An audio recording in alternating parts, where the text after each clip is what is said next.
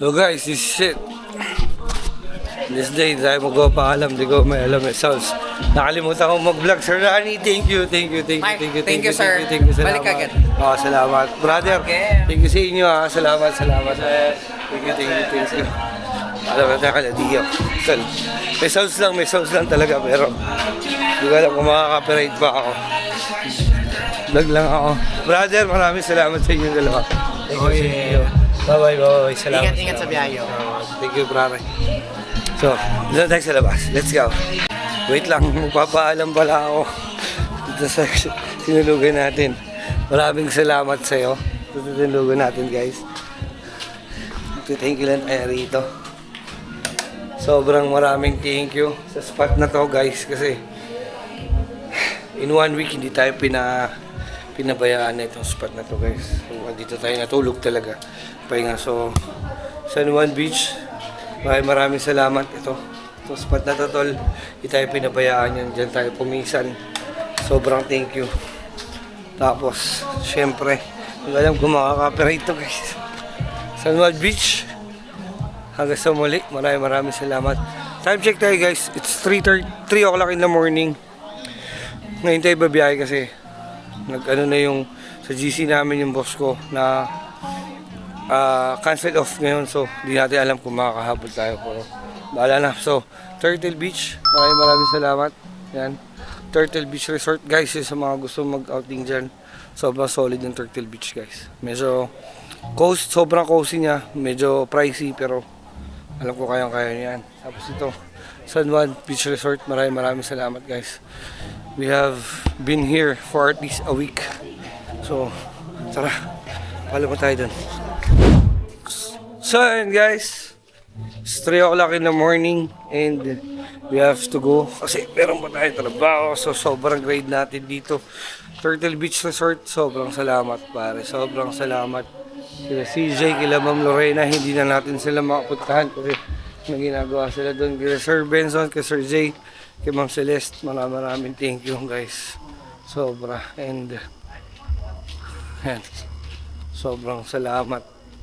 Dahil talagang, kung alam nyo lang, susunod ko na siguro explain, kung alam nyo lang yung sobrang ginawa nila sa akin na welcoming, na naramdaman ko, hindi talaga ako ibang tao sa kanila. Yes. Bossing, tuloy na din ako. Sobrang salamat ha.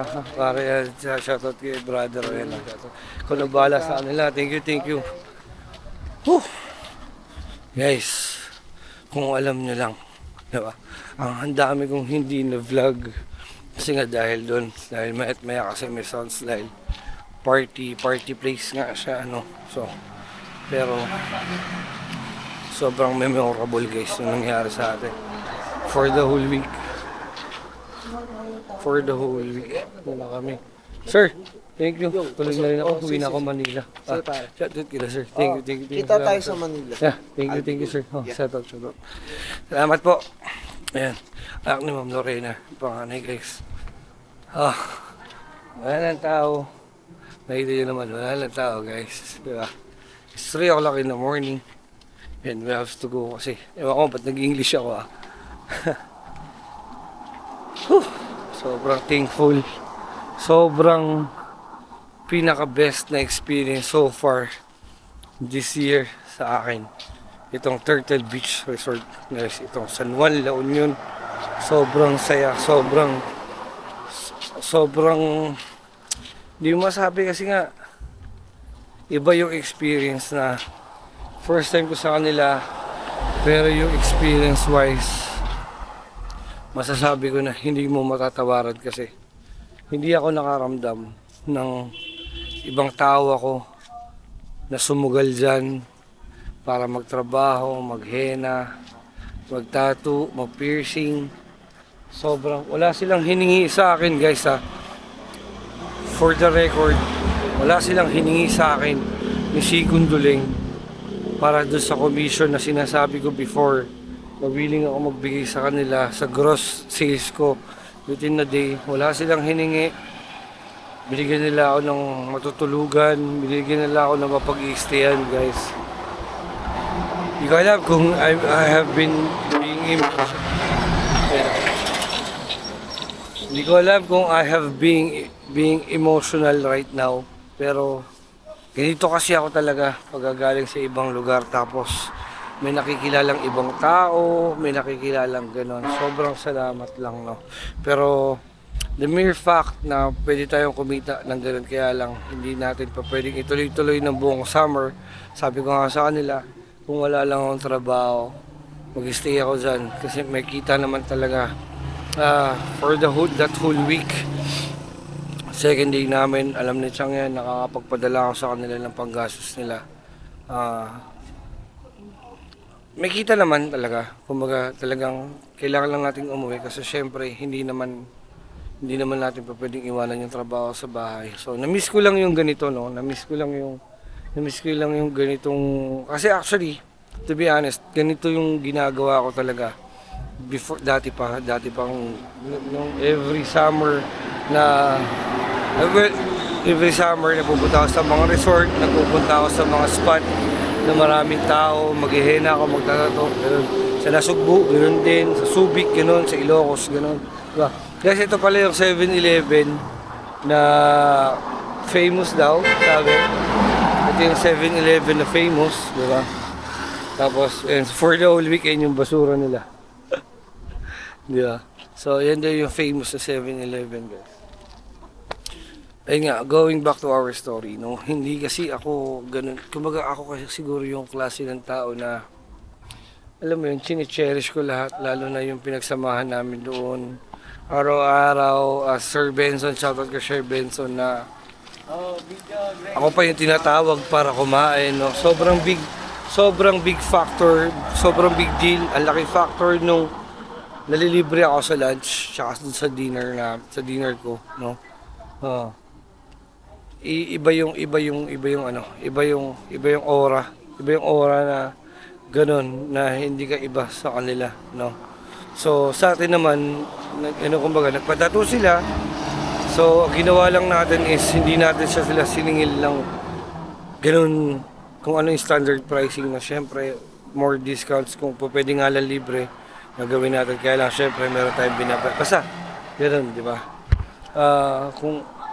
Basta, sobrang sarap ng experience kayo. Sobrang saya ng experience ko dyan. Turtle Beach Resort, sobrang thank you. Sobrang salamat. Sa mga staff, from sa ulo. Medyo lang kasi hindi natin nakita yung may-ari, Sir Mike, tsaka si Ma'am Lynn. Wala doon ng mga time na yun. No? So, mga superior lang na nakita natin is the general manager, yung director, yung accounts manager, lahat ng manager dun na kausap natin si Ma'am Celeste, shoutout kay Ma'am Celeste, Sir Rani, shoutout yung kanina, tapos si Sir Benson, di ba? So, yun guys, so far, andito tayo. Gantay lang tayo ng bus. Hindi natin alam kung anong oras babalik. Kaya lang, syempre, sabi kasi sa akin, pag nag-tricycle ka, papunta doon, is 250. Papunta rin sa spot lang nung Partas, kung ako tatanungin, para lang siyang mukha na ganda sa bayan, tapos magbabayad ka ng 250. Pero medyo masakit yan kasi mahal yung pamasahe natin, guys. Ang pamasahe ngayon ng bus is 720. So, 750 kung sakasakali. Diba? So, hintay-hintay na lang tayo dito, guys. Vlog na lang natin. So, yun lang. Let's go. Hintay-hintay lang na tayo. So, yun guys, nandito tayo sa 7-Eleven and almost 40 minutes na tayo nag-aantay ng bus, no? So, ganoon kasi talaga. Instead na pumunta pa tayo ng terminal, magkabayad ka pa ng magkano. Ito naman nadaan lahat ng bus. Sa Puerto Manila. So, all we have to do is to wait. Diba? Kaya sabay naman ako. Sila. Kaya rin sila. Dito. 7-Eleven. Tayo 7-Eleven guys. So, tingin lang tayo. Ito talaga discard rito sa LU guys. Sa pagkakaalam ko. Diba? Dito naman nag-ano yun. Dumadaan lahat. Galing ng mga norte, galing ng Ilocos, galing ng Vigan, galing ng Pangasinan. Ito lang naman sila dyan dumadaan. So, yun lang. Hintay lang talaga tayo. You have to patiently wait. So, Ano na sir? Net lang last time kasi may nakita ko dito na po. Avenida, Sampaloc, Pasay, Cubao. So, sana mahanap na, sana ma-chempo tayo dun sa Pamaynila, ano yung Pasay sa, yung Avenida, tsaka yung Sampaloc, kasi sa may UST, para malapit-lapit. Pag hindi, talagang Cubao tayo babagsak. Mas makakakas na tayo babagsak. So, hintay lang tayo guys. So may nakausap tayo guys, si Kuya, yung tricycle driver. Meron daw dun, Bataan Transit. Ito nga ito mas Baguio. Pabagyo guys. Meron dun, may naisip ako. Sabi niya, naisip ko kasi magdao. Tapos sa dao, sakay ako ng Avenida. Maaari yun guys. Pwede. Kasi ganitong oras wala talaga. Wala namang problema magdalawang sakay tayo guys. Mas much better yun kasi para sakali makabiyahe na tayo. Diba? So wala talaga. Wala talagang ganitong oras 4 o'clock. Inahabol lang natin yung oras kasi kailangan natin makauwi agad kasi nga kukunin natin yung mot-mot natin. Kukunin na natin yung pinagkuloob sa atin ni Sir One Stop, ni Sir Sierra Madre, ni Boss Pogi na motor. Kailangan na natin umuwi. So far, so kailangan na natin magtanong dito guys. Baka mamaya may biyahe lang. Kaya lang, mukhang wala pa. Mas marami rin nag-aantay. Wala rin basta Bataan Transit guys. Kapadaw. So siguro tatanungin nila muna natin kung anong oras yung padaw darating. Okay, kung wala din, wala. Mag-check sa passenger din talaga tayo guys. Kailangan natin na si Kuya. Sir, anong oras po yung padaw? Alas 6 po. Alas 6 pa po. Sige po. So yun, 6 o'clock pa. So ganun din, 2 hours din tayo maghihintay. Wala tayong choice talaga guys, kundi maghintay na lang. So guys, time check tayo, 4 o'clock na.